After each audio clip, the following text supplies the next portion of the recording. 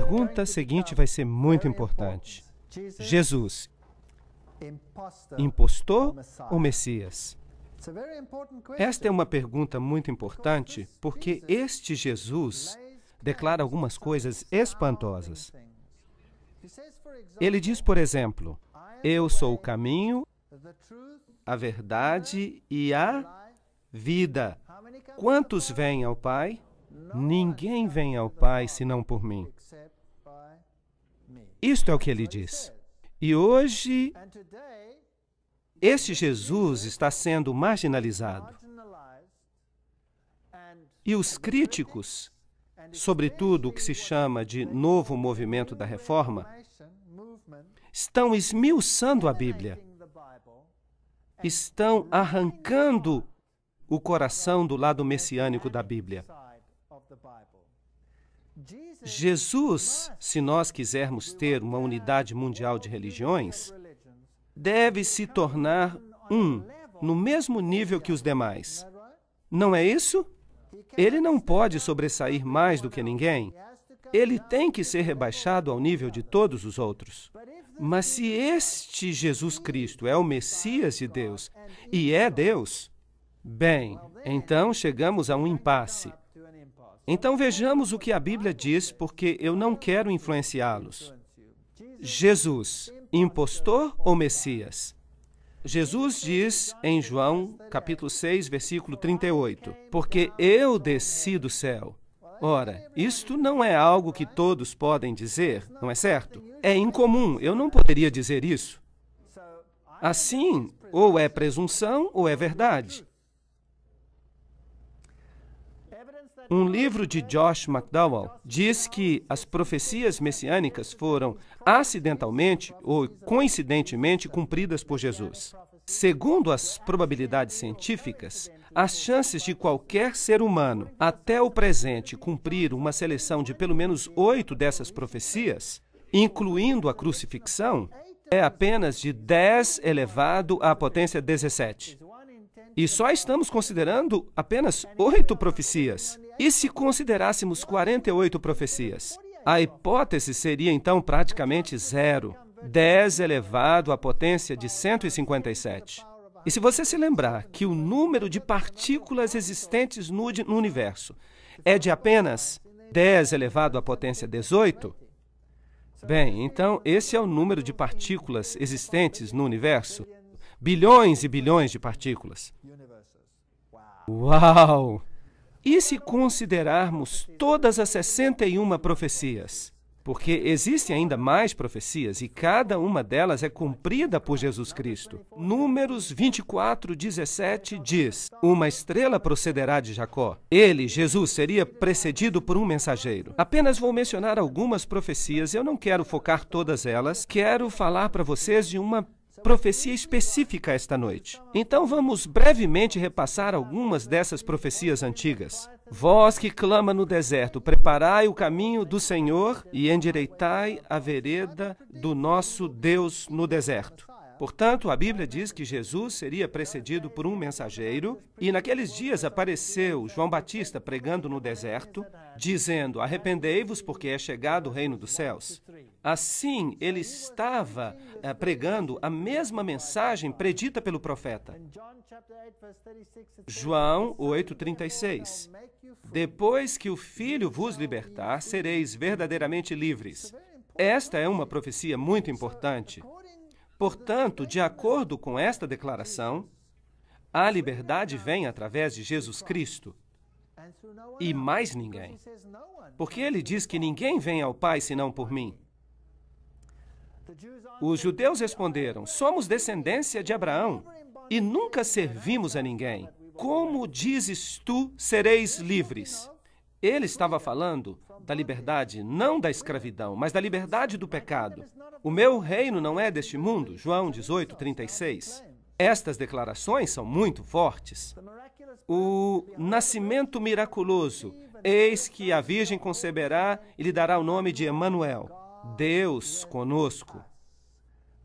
Não é qualquer pessoa, mas Deus conosco. Então, algumas pessoas podem dizer, ele não foi chamado Emanuel, ele foi chamado de Jesus. Vejam, os nomes antigos se referiam a algo. Eles tinham um significado. Não eram apenas nomes quaisquer. Portanto, Emanuel significa Deus conosco. E Yoshua, que é transliterado para o grego como Jesus, significa Jeová Salvador, Deus o Salvador. E Jesus afirmou ser Deus, portanto, ele não pode ser comparado com ninguém, em nenhum sistema religioso. Isto é, Isaías 7,14. O anjo disse, em teu ventre conceberás e darás à luz um filho, e por-lhe-ás o nome Jesus, o que é exatamente a mesma coisa que Emanuel, Jeová o Salvador. O nome está aqui. Em outras palavras, Deus conosco. Lucas 1, 28 a 31. Em seguida, o Antigo Testamento se refere a Belém. Belém, de ti sairá o que há de governar Israel. Miqueias 5, 2. E esta Belém, em particular, Belém Efrata, que significa o pão da vida desceria dos céus em Belém. Claro, sabemos que isso se cumpriu. Jesus nasceu em Belém da Judéia no tempo de Herodes, e ele recebeu o nome de Yehoshua, Jeová o Salvador. Jesus disse, porque o Senhor me ungiu para pregar as boas novas aos mansos. Esta é uma profecia do Antigo Testamento também, a restaurar os contritos de coração e a proclamar a liberdade aos cativos, a abertura de prisão aos presos e a apregoar o ano aceitável do Senhor, o dia da vingança do nosso Deus e a consolar todos os tristes. Isaías 61, 1 e 2. Lucas 4, 18 e 19 nos diz que isso é exatamente o que Jesus declarou acerca de si mesmo. Fica claro que o Messias faria milagres e os olhos dos cegos seriam abertos e os ouvidos dos surdos seriam também abertos. Então, o homem coxo saltará como um servo e o mudo cantará. E no Novo Testamento, Mateus nos diz, Lucas nos diz que Jesus curava todos os tipos de doenças, ordenando que aos tristes de Sião se dê óleo em vez de cinzas, gozo em vez de tristeza, vestes de louvor em vez de espírito angustiado. Nos Salmos, lemos que o Messias falaria em parábolas. Em parábolas abrirei a minha boca. Tudo isso disse Jesus com suas palavras. Mateus nos diz isso. A Bíblia prediz a entrada triunfal. Isso está em Zacarias 9:9. Eis que o teu rei virá a ti, justo e salvo, pobre e montado em um jumento. Todas essas coisas são predições do Antigo Testamento. Até o meu amigo íntimo, em quem eu tanto confiava, levantou contra mim o seu calcanhar. Isso se cumpriu e lemos em Mateus que Judas Iscariotes fez precisamente isso. E que tal este texto de Zacarias? E pesaram o meu salário 30 moedas de prata. Até o preço que foi pago por essa traição estava definido no Antigo Testamento.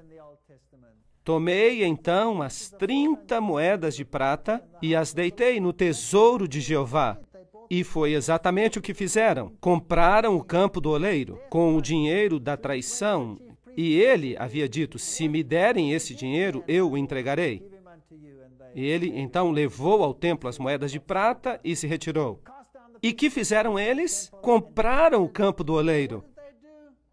E há um pequeno detalhe. Ofereci as minhas costas aos que me feriam e a minha face aos que me arrancavam os cabelos. Isso foi precisamente o que Jesus passou. Inacreditável. Não escondi a minha face dos que me afrontavam e dos que me cuspiam. Ele passou pelos tribunais 7 vezes. 7 vezes e foi golpeado no rosto, diante de Caifás, depois Anás, diante do tribunal à noite, logo depois diante dos oficiais romanos. E em seguida foi enviado a Herodes e de volta a Pilatos. 7 vezes ele passou pelos tribunais. Não escondi a minha face dos que me afrontavam e dos que me cuspiam. Isaías 56. Então cuspiram no seu rosto e lhe deram socos, e outros o esbofeteavam. A Bíblia diz que o golpearam inúmeras vezes. Eles me odeiam sem causa. Salmo 69. Portanto, ele seria rejeitado. A Bíblia predisse isso. Odiaram-me sem causa. Ele foi oprimido e afligido, mas não abriu a sua boca. Como um cordeiro foi levado ao matador. Tudo está ali no Antigo Testamento. O Antigo Testamento dá testemunho de Jesus Cristo. E sendo acusado pelos príncipes dos sacerdotes e pelos anciãos, não respondeu nada. Assim como um cordeiro levado ao matadouro. Mateus 27:12. E balançaram as suas cabeças e disseram: olhem para este homem, de onde vem ele? Até a maneira como ele ia morrer. Salmo 22:16. Traspassaram-lhe os pés e as mãos, e o crucificaram, e foi contado com os transgressores. Isaías 53:12. Vocês sabiam que há cristãos, grupos de cristãos no mundo que negam essa profecia totalmente? Até negam que as profecias mencionadas aqui pertencem a Cristo, quando o próprio Novo Testamento refere essas profecias a Jesus. Eu fico assombrado só de pensar que há denominações protestantes que fazem isso. Me deram a beber vinagre. Salmo 69:21. Mateus 27:34. Crucificado com ladrões. Vocês sabem que foi assim que ocorreu. Olharão para mim a quem traspassaram, até mesmo a maneira com que seria crucificado. E ele levou sobre si o pecado de muitos e intercedeu pelos transgressores.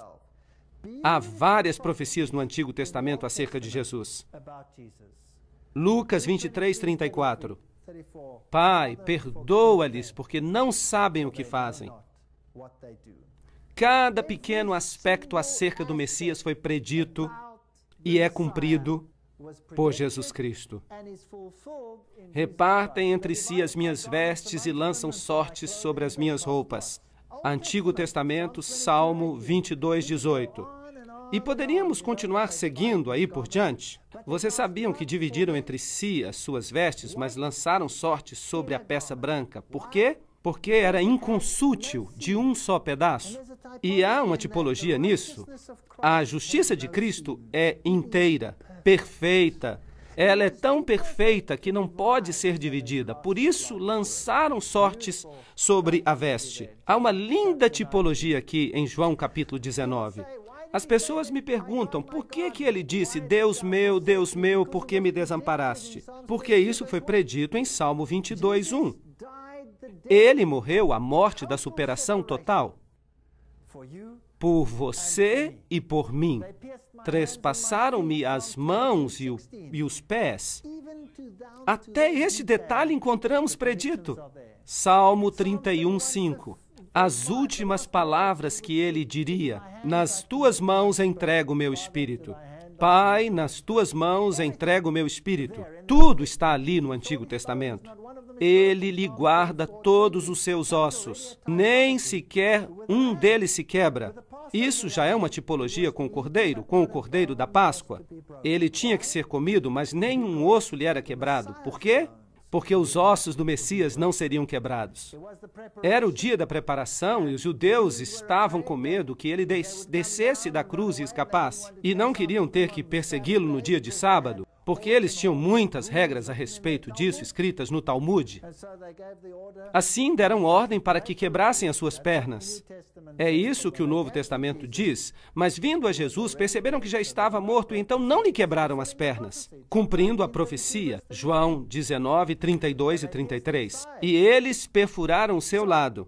Portanto, o local do seu nascimento está predito, a forma como nasceria está predita, a sua traição foi predita e a forma como ele haveria de morrer está predita, pormenorizadamente. Eu lhe dei apenas um esboço, não temos tempo para entrar nos detalhes, nas nuances, porque tudo é absolutamente espantoso. Aqui temos uma bela declaração. Cristo foi tratado como nós merecíamos para que nós pudéssemos receber o tratamento a que ele tinha direito. Foi condenado pelos nossos pecados, nos quais não tinha participação, para que fôssemos justificados pela sua justiça, na qual não tínhamos parte. Sofreu a morte que nos cabia, para que recebêssemos a vida que a ele pertencia. Pelas suas pisaduras fomos sarados. Uma linda declaração. Porque Deus amou o mundo de tal maneira que deu o seu Filho unigênito para que todo aquele que nele crê não pereça, mas tenha a vida eterna.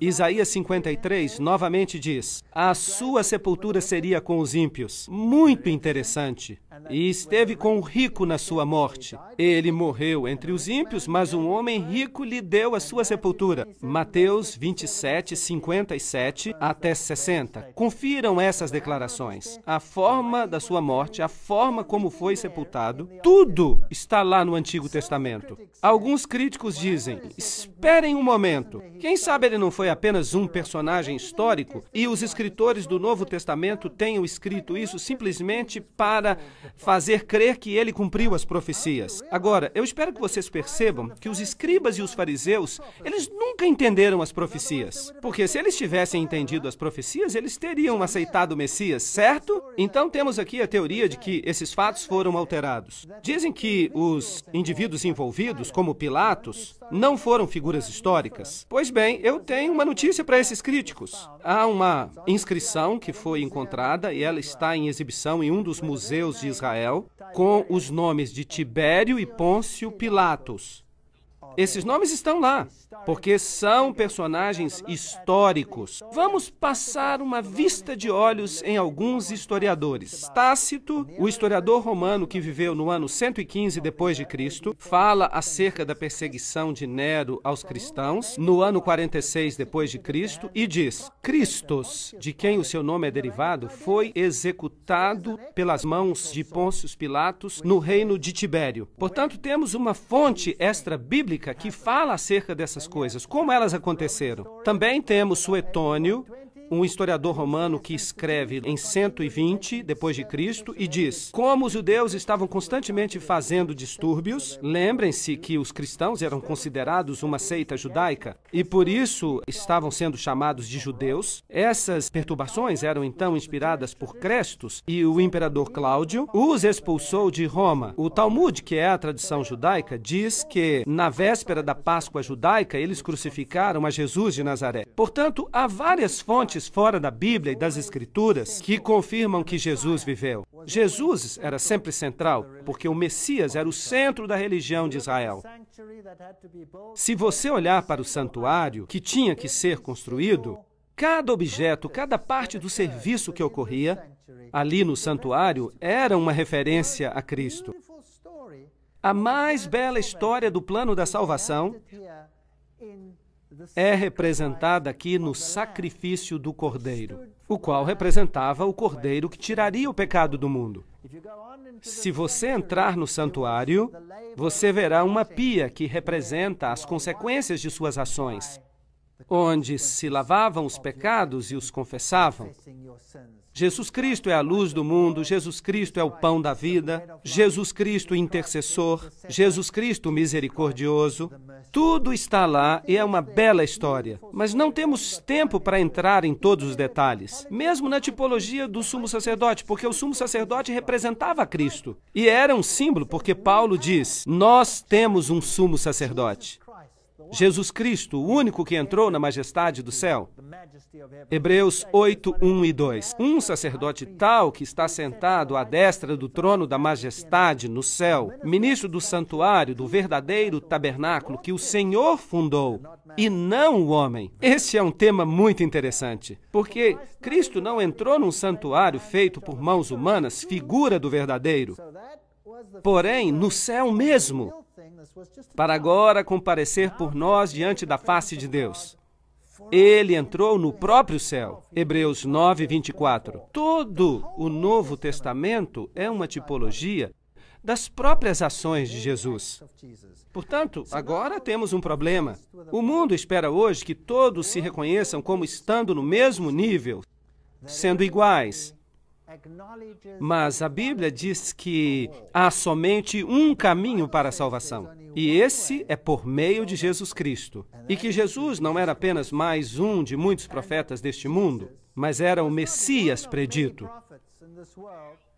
Deus, aquele que viria do céu para pagar o preço do pecado para a sua e para a minha salvação. E temos que ter uma opinião definida sobre esse assunto. Há uma profecia fantástica em Daniel que coloca este assunto para além de qualquer sombra de dúvida. Tanto assim que ela se tornou um pesadelo para aqueles que querem rejeitar a Jesus como Messias. Em Daniel, capítulo 8, temos também um trajeto ao longo da história, como fizemos no capítulo 2 de Daniel, no qual estudamos a cabeça e os braços de prata, e o bronze e o ferro. Mas aqui toda a história se repete, representada por animais. E você tem aqui um carneiro específico com 2 chifres, um maior do que o outro, e a Bíblia nos diz quem é. Não temos que adivinhar. E é uma referência aos medos e persas. E depois de falar desses 2 chifres, nos diz que um bode apareceu com um chifre notável entre os olhos. E novamente não temos que adivinhar. E Daniel capítulo 8 nos diz que o chifre proeminente do bode representa o primeiro rei da Grécia. E então quem era esse rei? Alexandre o Grande. Não temos que adivinhar nada. A Bíblia nos diz precisamente o que cada símbolo representa.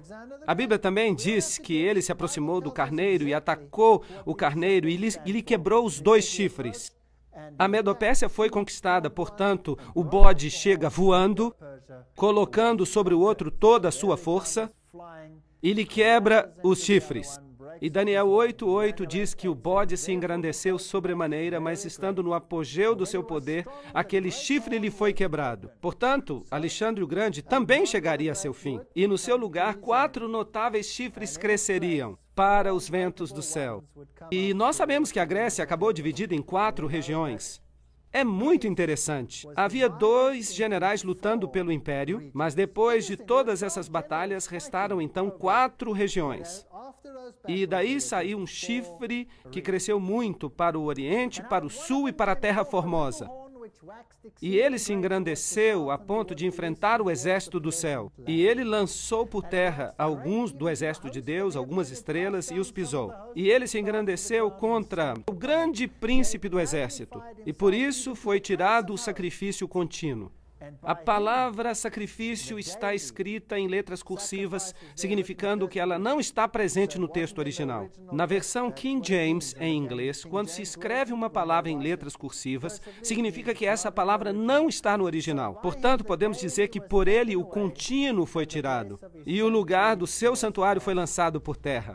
Agora, todo este santuário representava o Messias, e Roma foi quem crucificou o Messias. Vamos falar deste assunto com mais detalhes depois, mais adiante. Depois foi ouvido que um santo falava. Daniel estava, portanto, em visão, e ouviu um anjo falando com o outro.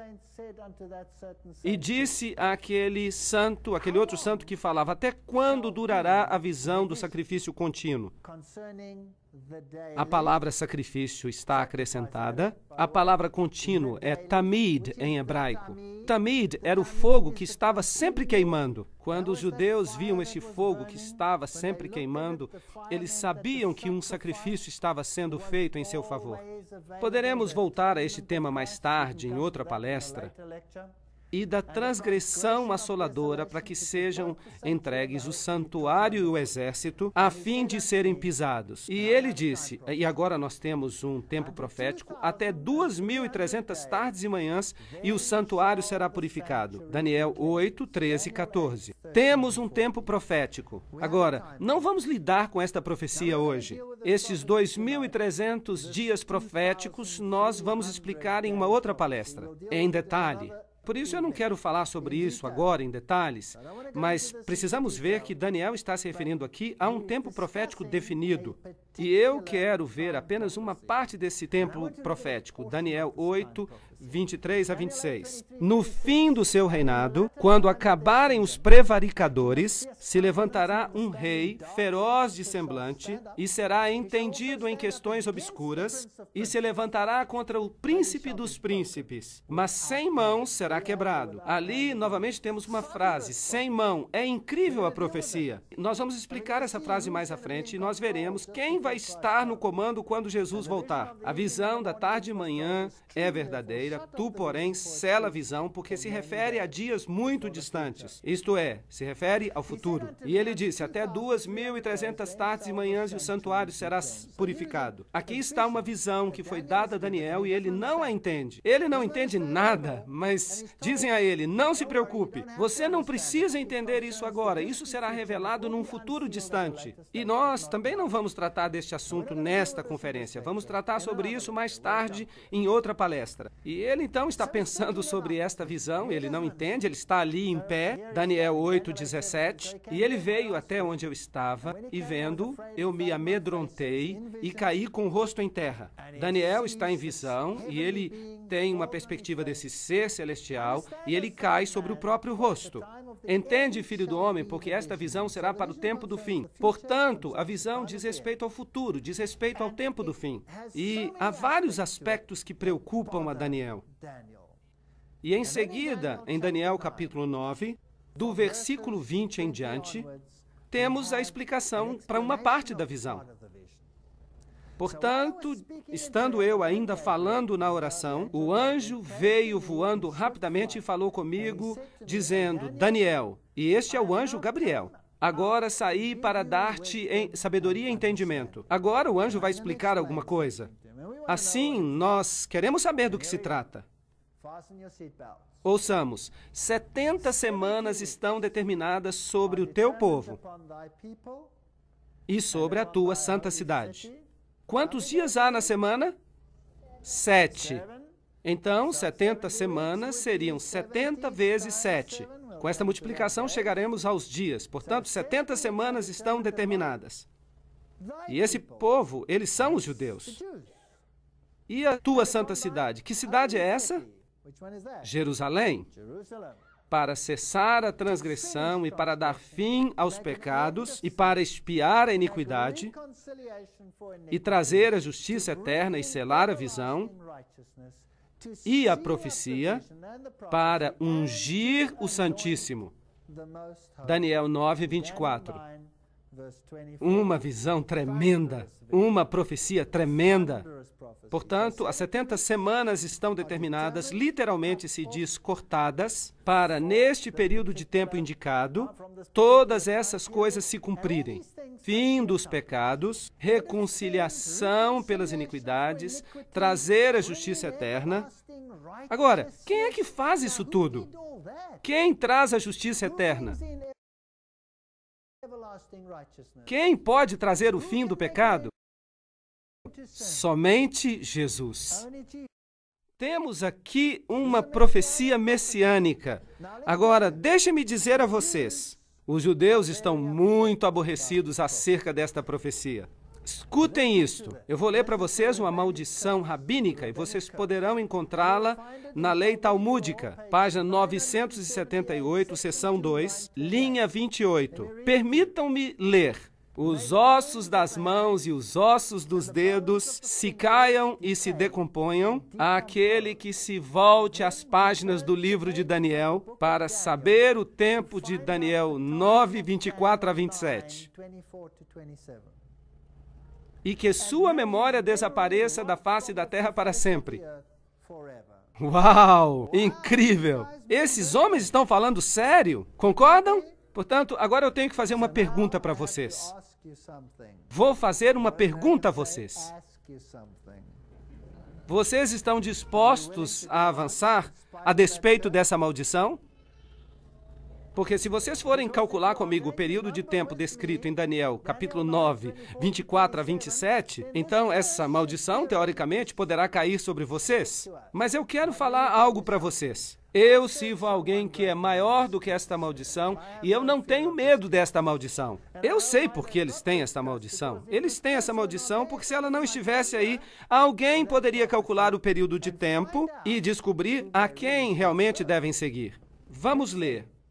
cortado, determinado, separado de 70 semanas cortadas da maior profecia para os judeus. 70 semanas são para os judeus. Agora vamos passar os olhos em profecia. Um dia vale um ano. Uma semana são, portanto, 7 dias. Então, no princípio, dia-ano significa que a semana inteira vale 7 anos.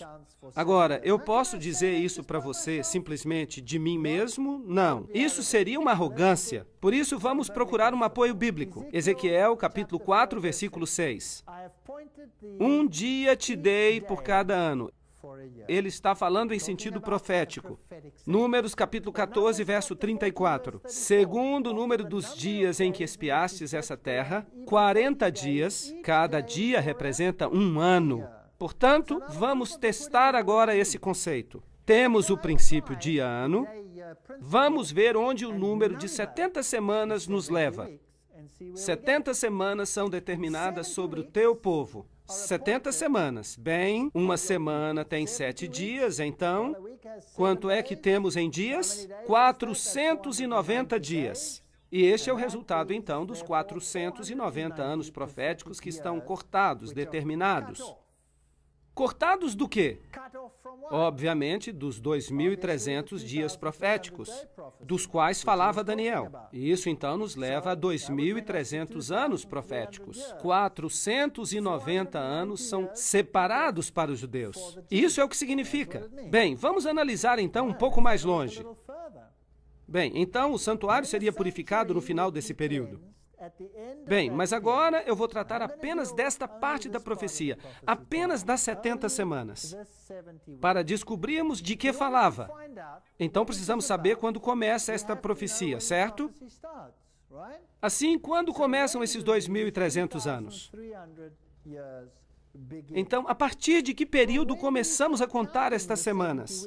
O código rabínico diz que nós não estamos autorizados a estudar isso, mas Daniel 9:24 nos dá a resposta. Há uma maldição sobre este versículo. Interessante que os rabis, decidiram amaldiçoar uma parte de Daniel. Isso não nos confunde um pouco? Eu me confundiria. 70 semanas estão determinadas sobre o teu povo. Sabe e entende. Desde a saída da ordem para restaurar e edificar Jerusalém, até o quê? Até o Messias. Então, desde a saída do decreto para restaurar e reconstruir Jerusalém, lembre-se que Daniel está no cativeiro. Jerusalém está destruída, ela está desolada por 70 semanas. E começamos a contar quando? A partir do momento em que o decreto sai. Desde que sai o decreto, a ordem para edificar e restaurar Jerusalém, até o príncipe, o Messias, haverá 70 semanas e as ruas e os muros se edificarão, mas em tempos angustiosos. Daniel 9:25. Incrível! Daniel acaba de receber uma profecia messiânica que diz precisamente quando é que o Messias viria. Você sabia que isso está na Bíblia? Sabiam disso? Ora, vamos analisar estes versículos. 7 semanas, 49 dias, 49 anos.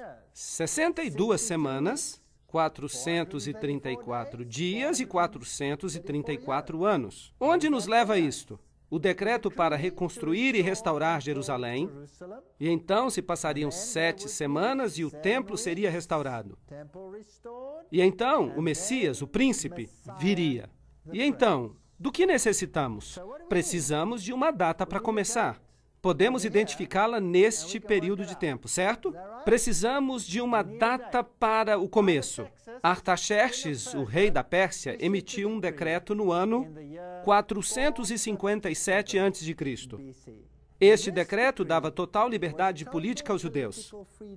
Houve o decreto de Ciro anteriormente, que dizia respeito apenas ao templo.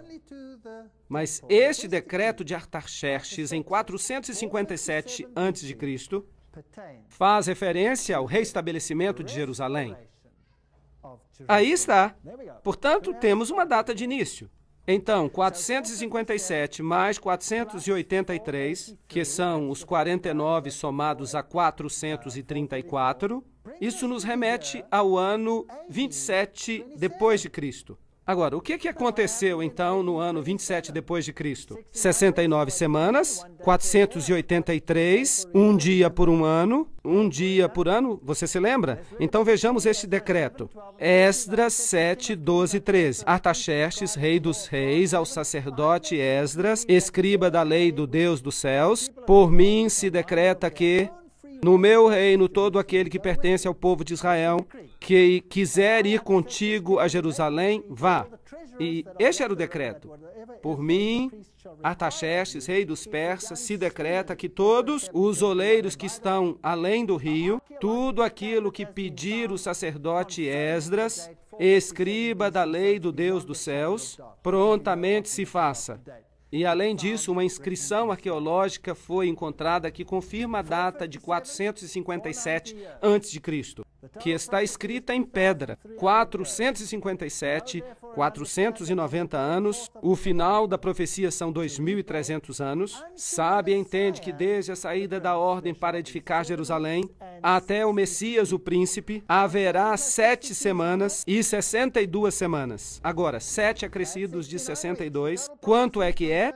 69 semanas. Total das profecias se refere, portanto, a quantas semanas? 70. Portanto, há uma semana a mais. Mas a profecia diz que o Messias, que significa ungido, viria após as 69 semanas. E isso tinha que ocorrer em que ano? Vocês estão se lembrando? 27 depois de Cristo. Portanto, o decreto saiu em 457, 69 mais 7, 82 dias e a recuperação total, esta parte em particular até o Messias, e, portanto, 27 depois de Cristo, até o Messias.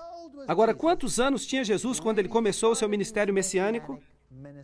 Ele tinha 30 anos. Então, por que 27 depois de Cristo? Então, temos um problema, porque 30 e 27 não são compatíveis. Agora, você pode ir a uma enciclopédia, mesmo uma enciclopédia infantil, e você vai perceber que o início da nossa era foi deslocado. Que, de fato, o começo da nossa era aconteceu uns 4 anos antes de Cristo. Porque, como não se conta o ano zero, o que Cristo tinha realmente eram 30 anos no ano 27, por causa destes cálculos. A palavra Messias significa ungido, e Jesus foi ungido, isso aconteceu no mesmo momento do seu batismo. Agora, no ano 15 do Império de Tibério César, esta é uma citação das Escrituras, aconteceu que, enquanto as pessoas se batizavam, e se batizava também Jesus, aconteceu que o céu abriu. Lucas 3, 1 e 21. Agora, este ano de Tibério era o ano 27 depois de Cristo. Mas quantos Messias pode haver? Apenas um. Apenas um cumpre todos os pormenores da profecia. O ano 15 de Tibério César era o ano 27 depois de Cristo. E Jesus foi ungido com o Espírito Santo precisamente no momento certo da profecia. Agora você pode imaginar por que o Talmud rabínico diz: maldito seja aquele que calcula 7 semanas, porque o judaísmo teria chegado ao seu fim. Se eles aceitassem o que Daniel disse, o judaísmo teria chegado ao fim. E o Espírito Santo desceu sobre ele em forma corpórea, como uma pomba, e ouviu-se uma voz do céu que dizia: Tu és o meu filho amado, em ti eu me comprazo. Agora, ouçam o que diz Marcos, capítulo 1, versículo 15. Jesus foi ungido e o ano era 27 depois de Cristo, e dizendo: o tempo está cumprido e o reino de Deus está próximo. Arrependei-vos e crede no Evangelho. Marcos 1, versículo 15. Que tempo está cumprido? Que tempo é que foi aqui cumprido? João 1:29. Eis o Cordeiro de Deus que tira o pecado do mundo. O ungido, o Messias, havia chegado. Deus ungiu a Jesus de Nazaré com o Espírito Santo e com poder. Atos 10:38. E teve lugar isso no seu batismo. Portanto, o Messias viria e tomaria os pecados do mundo sobre ele. E isso foi predito precisamente na Bíblia. E a data também. Gálatas 4:4. Mas vindo o cumprimento do tempo, Deus enviou o seu Filho. Cumprimento de que tempo? Havia uma profecia que tinha que ser cumprida. E só Jesus a cumpre. Mais ninguém. Eu vou deixar isso bem claro para que ninguém tenha dúvida. Ninguém, nem Krishna, nem Buda, nem Maomé, ninguém, mas apenas Jesus cumpriu. Ninguém mais. Portanto, apenas existe um Messias bíblico. E ninguém vem ao Pai senão por ele. Eu estive dando umas palestras na Alemanha. Quando eu disse isto, alguém se levantou na plateia e disse: mas isso é arrogância. Como é que alguém pode dizer que ninguém vai ao Pai senão por Jesus Cristo? Isto é uma arrogância. E o que acontece com todos os outros? Sim, eu disse, você tem razão, eu sou arrogante. Quando eu digo que ninguém pode chegar até o Pai, exceto por esta pessoa específica. Mas se alguém chega até mim e me diz, e eu estou ali sentado com a minha filha, e essa pessoa me diz, você é o pai dessa criança? E eu digo, sim, eu sou o pai desta criança. E essa pessoa me diz, com tantos milhões de habitantes no planeta, você diz que você é o pai desta criança? Isso é uma arrogância. Bem, quem sabe isso seja uma arrogância, mas poderá também ser que isso seja um fato, certo? Embora a minha irmã diga que a paternidade é apenas uma opinião, enquanto que a maternidade é um fato, talvez nós pudéssemos discutir este assunto, mas o fato é que o ponto da questão que eu estou fazendo é que se Jesus é o Messias, e se Jesus é Emanuel, e se Jesus é o Yoshua, Jeová, o Salvador, Jesus, então ninguém mais cumpre, certo ou errado? E se ele é o Criador, não há mais ninguém que se qualifique, certo? Então eu devo me contentar com a confusão, ou eu posso tomar uma decisão? E se me pedirem que eu adore uma outra pessoa? Pois bem, eu tenho notícias muito interessantes. No meu país, na África do Sul, estão saindo algumas leis novas, novos currículos, e estão fazendo uma filtragem com todas as pessoas, e todo mundo vai acabar recebendo isso. E no nosso sistema de escola, nós temos algo chamado Currículo 2005, que significa que no futuro nossas crianças precisarão ser educadas em todas as religiões e deverão aprender todas as orações de todas as religiões e deverão reconhecer todas as divindades de todas as religiões também. Eu tenho um problema com isso. Portanto, em breve, talvez me apresentem uma imagem e eu terei que dizer, eu lamento, sinto muito, mas não posso concordar com isso. Vindo o cumprimento dos tempos, Deus enviou o seu Filho. Gálatas 4:4. E o que acontece na 70ª semana? Sabiam que existem ainda muitas pessoas? Sim, há muitas pessoas que interpretam as profecias deste mundo e algumas pessoas pegam esta profecia das 70 semanas e a lançam no futuro, um futuro indefinido. E dizem que esta semana pertence ao anticristo. Mas esperem aí, esperem um momento. As 70 semanas dizem respeito aos judeus para terminar a transgressão, trazer a justiça eterna. E tudo isso é messiânico. Tudo é messiânico. Depois das 62 semanas, o Messias será... Agora, o que é que está escrito ali? Será cortado. Mas não para si mesmo. O que significa isso? Ele irá morrer. mas não para si mesmo. Por quem? Por todos nós. É emocionante. É tremendamente empolgante. E o povo do príncipe que há de vir destruirá a cidade. Agora, temos aqui um quiasma, um paralelismo entre duas forças opostas. E se fala aqui de forças que estão a trabalhar, de um lado o príncipe da profecia e de outro lado alguém que virá para destruir a cidade. Quem é este? Foi Roma. Roma veio e destruiu a cidade no ano 70 depois de Cristo. Portanto, será cortado o Messias, mas não para si mesmo, e o povo do príncipe que virá destruirá a cidade e o santuário, e o seu fim será com a inundação. Até o fim da guerra, a desolação está determinada. Daniel 9, versículo 26. E ele firmará uma aliança com muitos por uma semana. Este é o Messias agora. O outro governante, o Messias, e é assim que funciona essa forma de paralelismo quiásmico. Então, o Messias confirmará um pacto com muitos durante uma semana. Mas agora, por favor, notem isto. Na metade da semana fará cessar o sacrifício e a adoração. Uau! Como é que Jesus, o Messias, pôs fim ao sistema de sacrifícios? Ele se tornou o sacrifício. Ele se tornou o sacrifício, portanto, temos agora a 70ª semana. Amigos, por favor, pensem acerca disso. A 70ª semana ainda pertence ao Messias. Não pode ser atirada para o futuro, porque no meio dessa semana, a propósito, a metade de 7, quanto é que dá? 3,5. E por quanto tempo esteve Jesus ativo após a sua unção? 3 anos e meio. E no meio dessa semana, ele foi cortado, mas não por você ou por mim. Ele trouxe o fim ao sistema dos sacrifícios, porque ele se tornou o Cordeiro de Deus que tira o pecado do mundo. Não está certo? Portanto, apenas ele pode cumprir essa parte da profecia.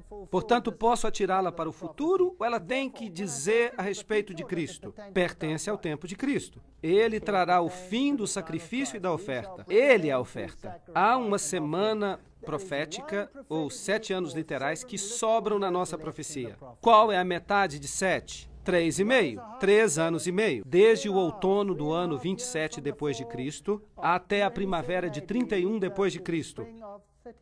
Portanto, temos o ano 27, mas mais 3 anos e meio.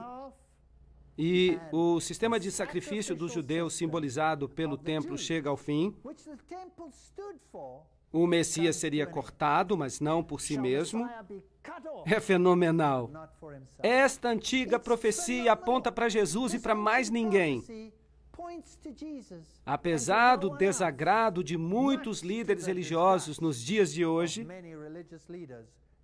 na 70ª semana, 31 depois de Cristo, Jesus morreu, mas há ainda 3 anos e meio que sobram. 70 semanas estão determinadas para os judeus. O que aconteceu no ano 34 depois de Cristo?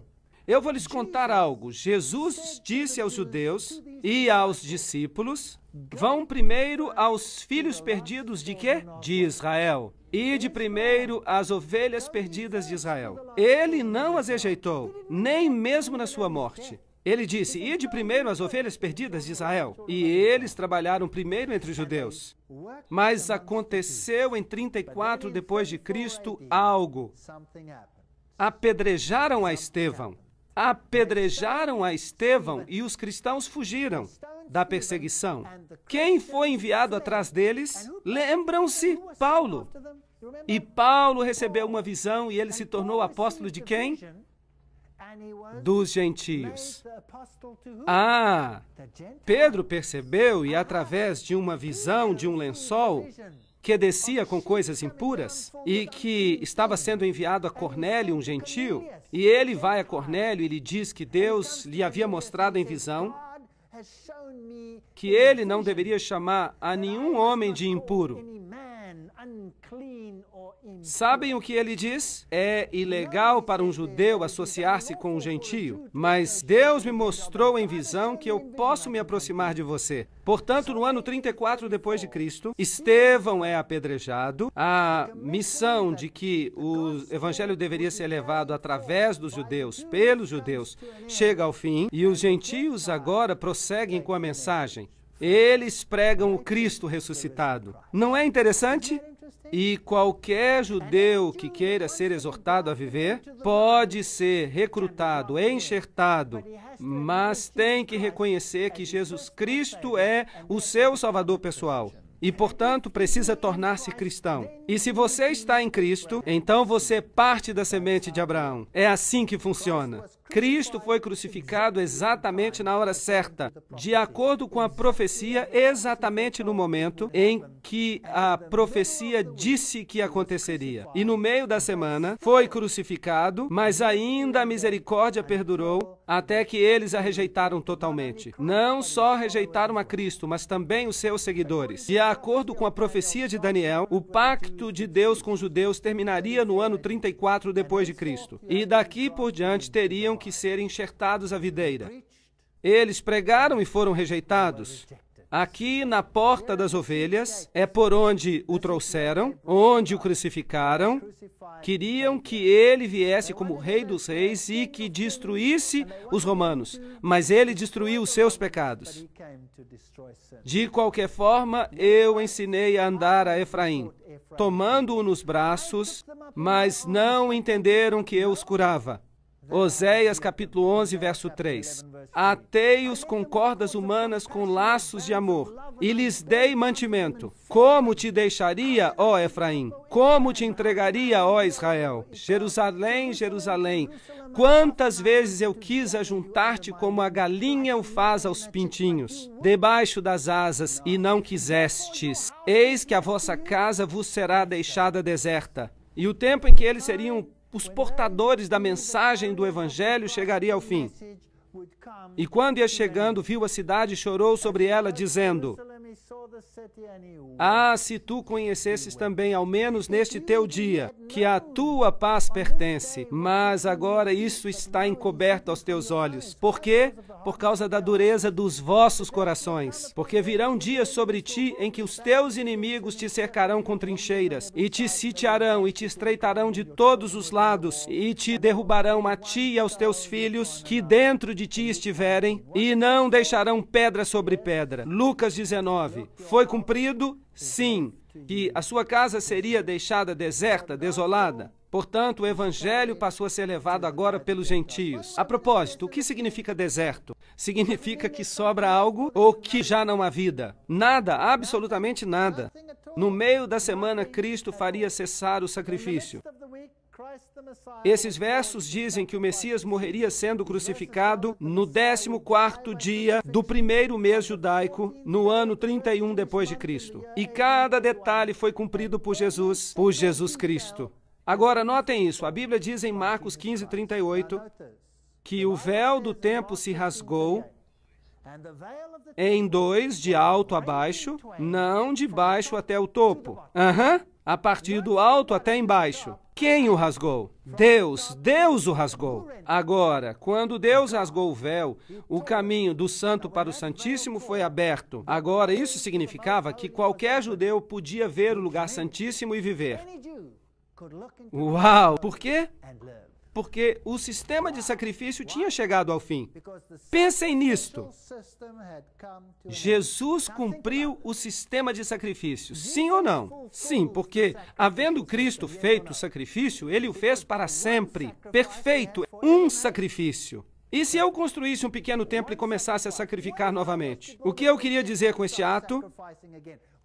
Que Cristo não foi sacrificado e que não cumpriu tudo. Assim que, se eles querem construir outro templo, deixem que construam-no, mas ele não vem de Deus. Vocês têm acompanhado a lógica da minha apresentação até aqui? E o véu do templo se rasgou em dois, de alto a baixo. Mateus 27:51.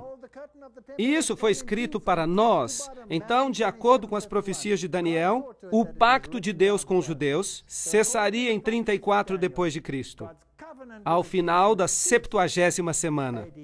E não se pode lançar a 70ª semana para o futuro, porque o sistema de sacrifício foi encerrado pelo próprio Jesus. Portanto, ela se encaixa melhor no passado. Em 34 depois de Cristo, Estevão é apedrejado, os líderes dos judeus rejeitam o evangelho e este vai para os gentios. Gálatas capítulo 3, versículo 29, diz que se sois de Cristo, sois descendência de Abraão e herdeiros conforme a promessa. Tanto, por outras palavras, todos os que aceitam a Jesus Cristo se tornam parte da semente de Abraão. Sim ou não? Paulo diz a semente no singular, o que significa que se refere a Jesus Cristo e nada mais. Porque em Jesus Cristo nem a circuncisão nem a incircuncisão tem virtude alguma, mas sim o ser uma nova criatura, e em todos aqueles que andarem conforme esta regra, paz seja sobre eles. E quem são estes? Os que aceitam a Cristo, são eles. Então, eu amo os judeus, eu tenho muitos amigos judeus. E diariamente eu oro com todo o meu coração para que eles aceitem o Evangelho. Espero que haja muitos judeus aqui hoje. Não estou querendo rebaixar os judeus, eu estou simplesmente explicando a profecia que aponta para Jesus. E ele me disse, até 2.300 tardes e manhãs e o santuário será purificado. E há mais coisas nesta profecia do que simplesmente isso. A purificação do santuário é uma festa judaica. E vamos vê-la mais à frente. É uma festa que se refere ao dia de juízo nos tempos do fim. Segundo a profecia, o fim do mundo, a profecia diz 2.300 anos mais tarde, e logo virá então a eternidade. Todos sabemos que esta terra foi julgada uma vez e destruída por um dilúvio. E todas as pessoas que não estavam na arca morreram afogadas. E da mesma forma, examinais as Escrituras, porque julgais ter nelas a vida eterna, e são elas que de mim testificam. João 5, versículo 39. Em Jesus temos vida. Em Jesus somos salvos.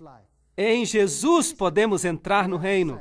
Em Jesus e mais ninguém. E se compreendermos esta profecia, então não poderemos ser enganados pelas coisas que vão acontecer no mundo. E quero alertar as pessoas deste país, as pessoas de todos os países do mundo, que esta confrontação decisiva vai ocorrer em breve. Mas se nós estivermos com o Senhor, ninguém se perderá. Obrigado pela atenção.